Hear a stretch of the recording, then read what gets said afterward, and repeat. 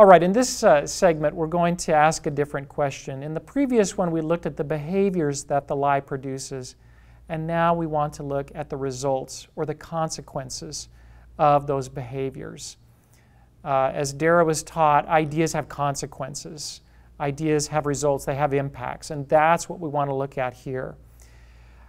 This can be a little difficult, so I want you to think in terms of these consequences at different levels. For example, what are the consequences of the behavior for individuals?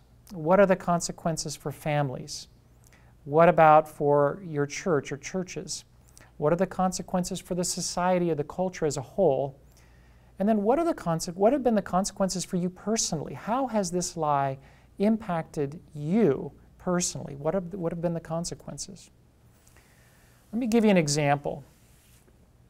In the United States, since 1972, there have been more than 56 million abortions.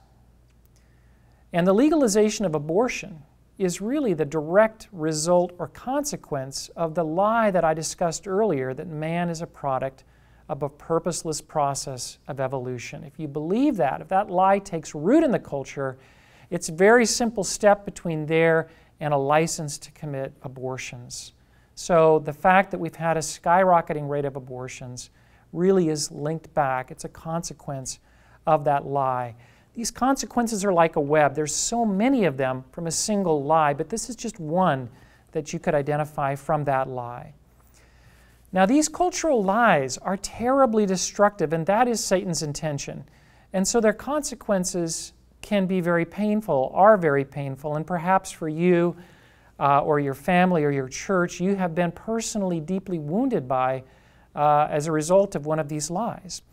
And what I'd like you to do now is take time and just reflect on that and share with one another how you have been impacted and the brokenness that it's led to in your own lives. And just remember that the purpose of our loving Heavenly Father is to bring healing to these areas of brokenness.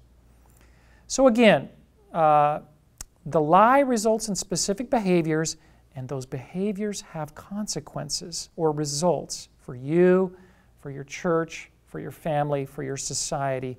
I want you to identify those consequences now before you go on to the next video segment. Once again, brainstorm, write them down. What are the consequences?